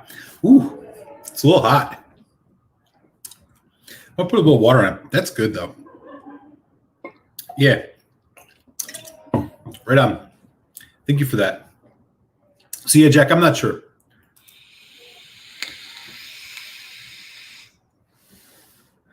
Oh yeah, man. Springbank 12 cast strength. Awesome. Complexity, value, depth, intense flavor. Maybe one of the better single malt scotches in my opinion. I know there's a lot of batch variation with each of them. And I think they do one or two a year. So I'm not sure if there's just a single 12 for 2020. I have a couple. Again, I haven't had enough to say like some are better than others. I just have read that some are better than others, but I don't know that there's a bad one. The only thing that's a bummer about that is Springbank prices have gone up considerably here in the States. And so I'm like more hesitant to pick up another one than I was before. I mean, like, and I'm talking like a decent price increase. I mean, I remember just maybe a year or two ago, those were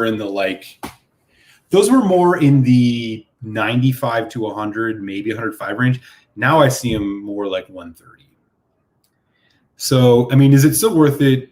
Like, I like the idea, first of all, of supporting Springbank because of the craft and the quality of their stuff.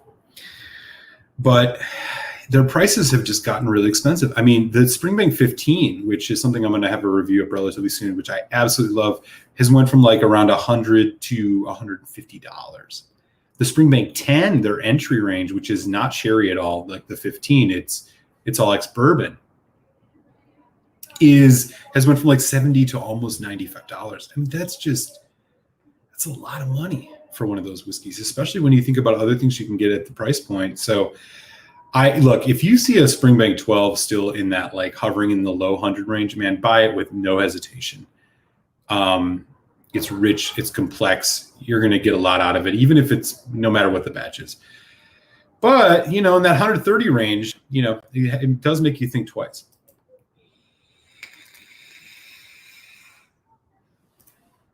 Got you on that. Not spending 130 on the Springbank 12. Yeah, I hear you, man. I mean, like it is almost a bridge too far. Even with Springbank, where the quality level is just so high. It's the craft.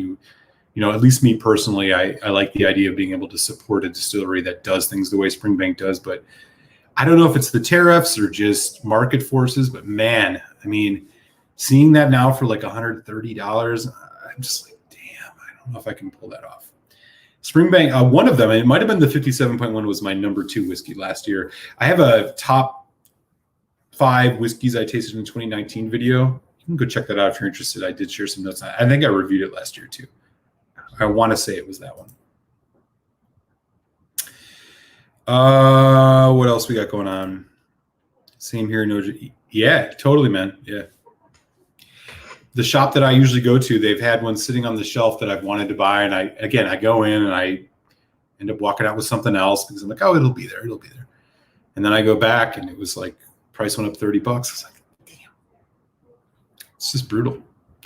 I mean, look, this is, it's part of the reason, at least on my channel, and like I try to incorporate cost into my reviews because I try to do my best to be like, hey, should you spend your money on this?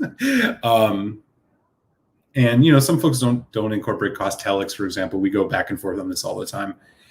But to me, especially for like working people, price point matters a lot in what you get for your money. And so I do try my best to include that. And yeah, I do think that, when you go into that like 120, 130 range, you gotta make the choice. I think the craft is good. The quality is good. You're always going to get quality with Springbank, but sometimes you come across something else that you want to try, and that's what happens. So, what else we got going on here? Peter White said, last Springbank 12 I had was $115 in Canada, no problem with it. Yeah, Canadian, yeah, definitely. That's a great price.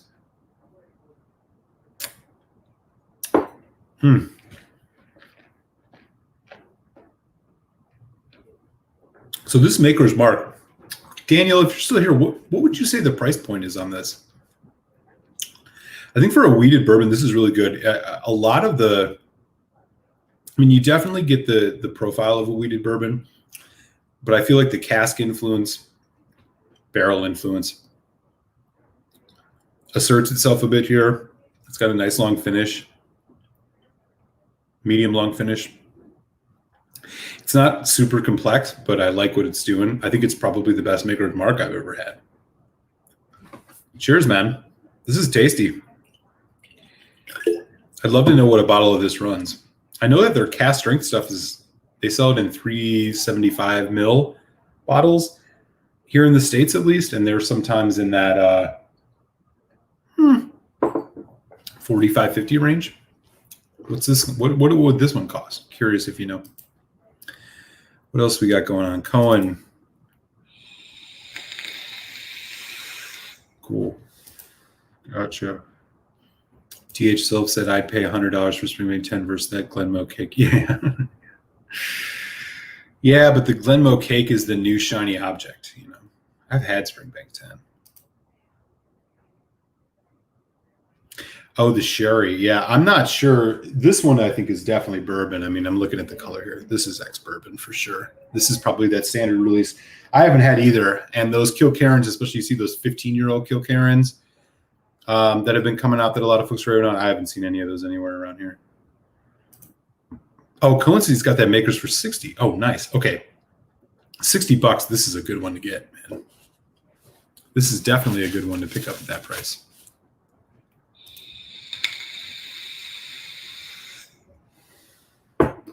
Cool. Oh, Draminator's in the house. What's up? Happy Tasty Tuesday. We're doing an extended happy hour because my comrade in arms, Telex, the whiskey technician, is offline tonight. But we'll be back next week. We're going to do a tasting like we always do. We'll be doing Tamdu 10, Tamdu 15. And I highly recommend you guys check that out because I'm the one who has the Tamdu 10, and I can tell you right now the Tamdu 10 is fucking kick-ass whiskey. Yeah. Yeah. Real talk. It is. I'm just not sure I'm going to buy another bottle. I don't know. It's not that I don't want it. It's just that, like, it is what it is. But it's good stuff. We're still not seeing the full impact of the tariffs for you guys looking at prices. Things are going to go. Oh, yeah, I agree. Yeah, totally. I think it's like, I mean, you know what I've seen it happening with, or what I'm assuming it's happening with Springbank, Lagavulin especially. I see Lagavulin 16 now. It's a prayer if you see it around these parts for less than 95, which is just incredible compared to what it was a year ago. Yeah, well, you know, we'll see what the election brings. I mean, I don't know if this is going to be something that's factored in if we have a new administration in the U.S. or not. I don't really know. But yeah, these tariffs are definitely hurting. Emil Muser is how the wood aging is broken down. This is how the wood aging is broken down in Maker's Mark. Pia, 55% American oak. Okay, yeah, the French oak. Yeah, as I was saying, I definitely was picking up the French oak. 5 weeks, 13%. Okay, interesting. That's good to know. Thanks, Daniel. And thanks for these samples again, by the way. Wow, $55 for the Maker's Mark. That's really good. That's really, really good. Okay. We still got, 20 minutes left. You know what? I'm going to move to the Kilkerran. If there's time, I'll get into that Balcones. If not, I'll check it out next week. So here's what we got here. This is Kilkerran, 8 years old, cast strength, 56.2%. I'm going to pour the entire sample. This is what's known in the whiskey tube community as a quig-size dram, because I can't not. It's time for some peat. Peat is always my go-to for the end of a flight. I highly recommend for anybody who's not in the know on that, don't start your flights with peat because it's going to totally destroy your palate. Wow, fresh and sweet. I'm going to let that sit for a minute. In the meantime, oh yeah, we talked about that. Richie Zeeses at Mall Mr. Whiskey Reviews. Eric, do you have a monthly budget for whiskey bottles? I think mine might be $200 to $300 in a month, but not sure. No. I went 4 months, 5 months, I think, without buying anything. and then recently bought probably 2 months worth at that level. So it varies. This time of year, you tend to see a lot of, like, especially in the bourbon side of things, you see a lot of bourbon releases. I usually kind of, obviously like Scotch releases too. As I've gotten further in my journey, I try to get a little more picky. And so, like I said, I think between April or May, and maybe even further back in September, I didn't buy anything. It was just stuff that I had. And I don't open everything right away because I'm trying to kind of like stagger it out, because I want to do reviews. And if I'm drinking like 9 things at once, I don't necessarily give everything its full day in court. So yeah, for me, I think that's a fair range. Every once in a while I'll splurge on a special bottle. So I probably average to something like that. But yeah, I by no means do I buy every month. Usually after the cartridge comes out from Lefroy, which is April, May, I usually don't buy much of anything until, other than like an Elijah Craig Barrel Proof, until like fall, where you start getting a lot more releases hitting the market, and, got to go hunting. It's fun. But yeah, I hadn't bought anything in a long, long time before the last 2 weeks or so. I don't know if that's helpful or not, but you got to keep it in check. Everybody's got a different income. Everybody's got a different lifestyle. Everybody's got a different threshold. And I respect that, especially as a working person, working class folks, especially, like, this is one of the reasons why I try to include cost in my reviews, is because I'm trying to kind of like gauge whether or not it was worth spending the money on it. Some folks have more privilege and luxury, and like, I'm glad for that. And some folks don't. So, it is what it is. DH Silva says that Maltmuser Whiskey Reviews, importers bought ships and ships of whiskey bottles before the tariffs, the stuff that sold fast up and the stuff they didn't sell as much. Okay, yeah, that makes sense. Interesting. I'd love to read more about that if you have a link or anything. That's interesting to know. Huh. Draminator saying hi to Santa Cruz, and Sherry's the game ender. What? How about peated sherry? I don't know about that. I feel like I might lose a bit of a step or two if I drink a lot of sherry after this. It's all relative. But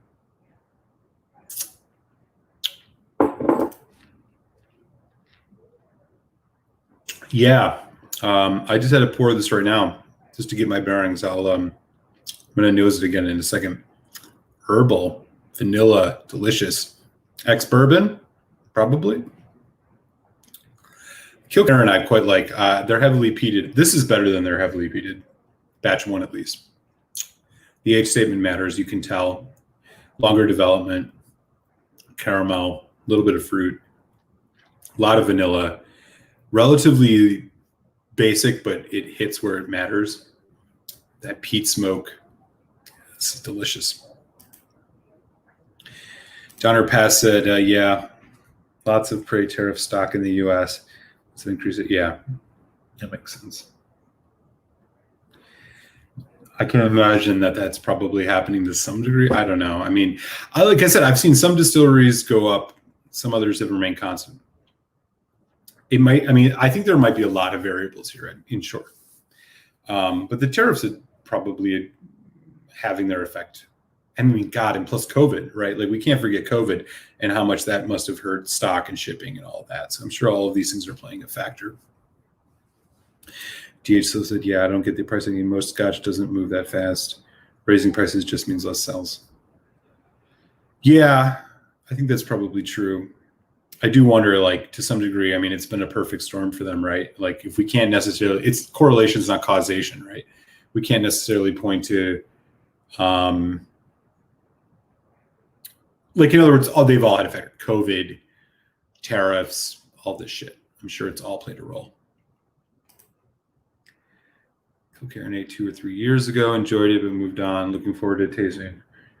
Right, motivates me to try another bottle. So like the thing that I can most readily compare this to is the heavily smoked peat in progress. And where that has a lot of the new make on the nose, it's an NAS, it's very spirity, it's probably not more than 4 years old. This, the bourbon notes are much more assertive. Is this first fill bourbon? I'm just curious if anybody knows. Because it's very bourbony, but God, that fresh peat smoke, the peatiness, the brininess, there's some saltiness going on in this, the maritime notes. This is great. Yeah.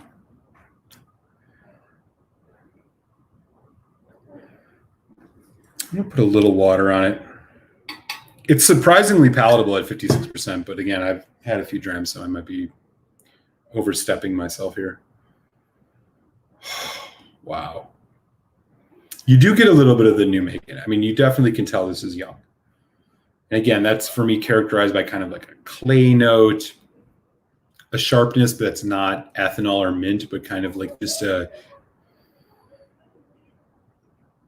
freshness.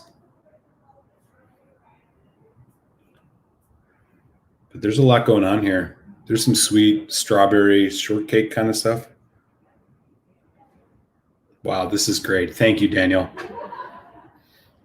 I'm really liking this. It reminds me, if I was going to compare this to whiskey, it reminds me of the Port Charlotte 10. And I almost think this is better.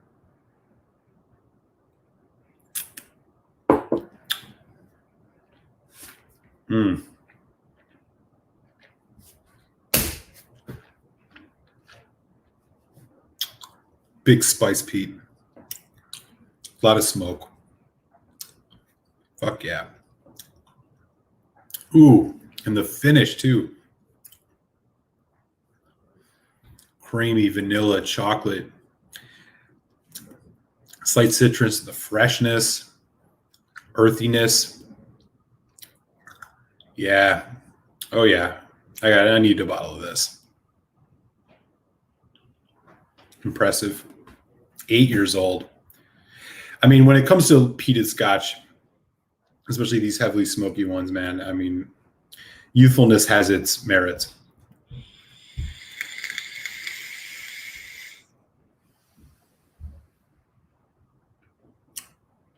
Wow.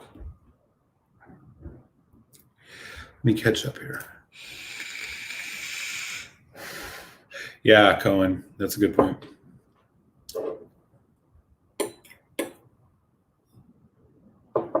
DH-12-2. Cabernet was like a full-time job. I had to magically get the water just perfect.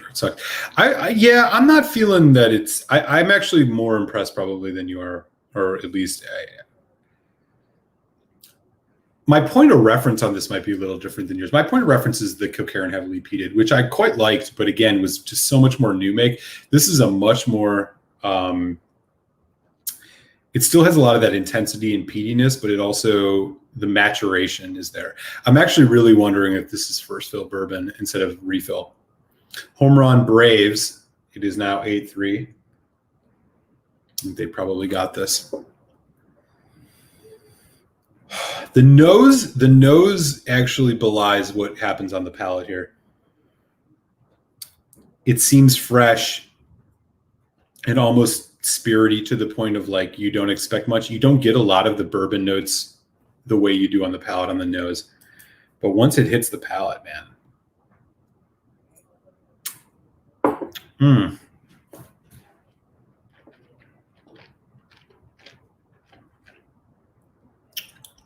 Yeah, this is quite good.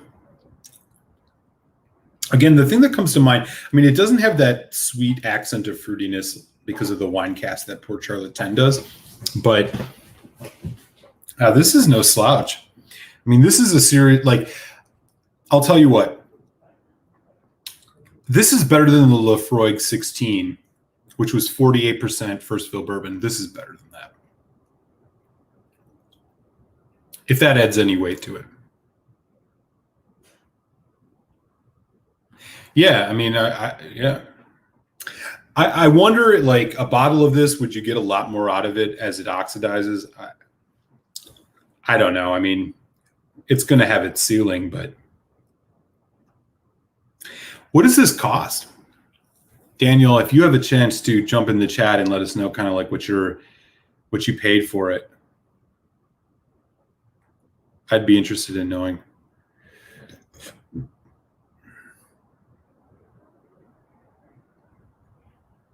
Some folks chatting about all sorts of stuff. Trooper Henry says he loves it in the 12 grape juice. Yeah, this is quite good. I mean, it's not a world beater, but it's holding its own. I'd be curious what it costs.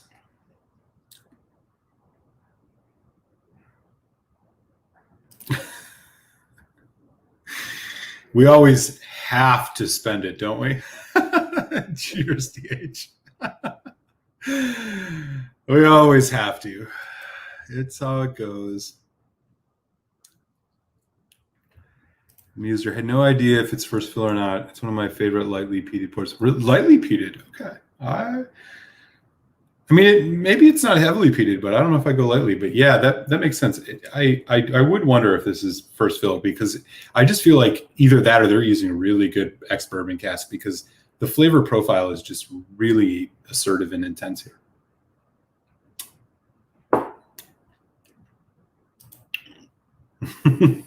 Hello. I'm sure he's sitting at home in regret right now.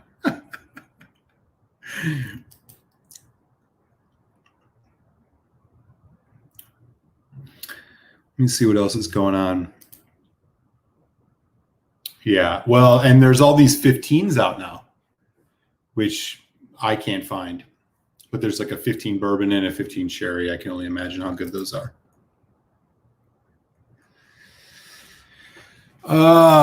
Ben Demon Hunter. Oh, whoops, I just missed it.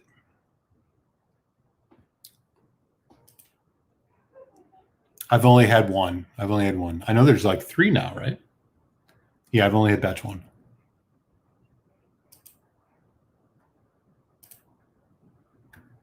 Yeah, I'm hearing you, man. Cheers. I appreciate this. Yeah, I'm not going to have time to get to that Balcones. I got to wrap things up. But I'll do that next week. Daniel, again, thank you so much for the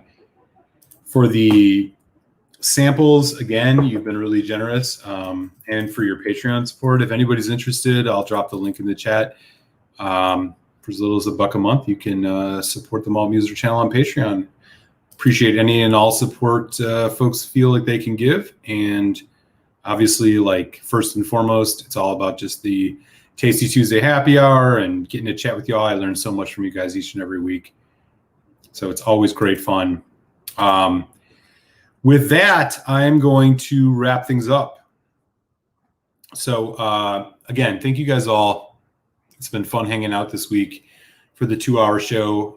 We'll be back with regularly scheduled program next week, which will be happy hour 8 until 9. And then Telex, the Whiskey Tech, and I will do the Telex and Malt show.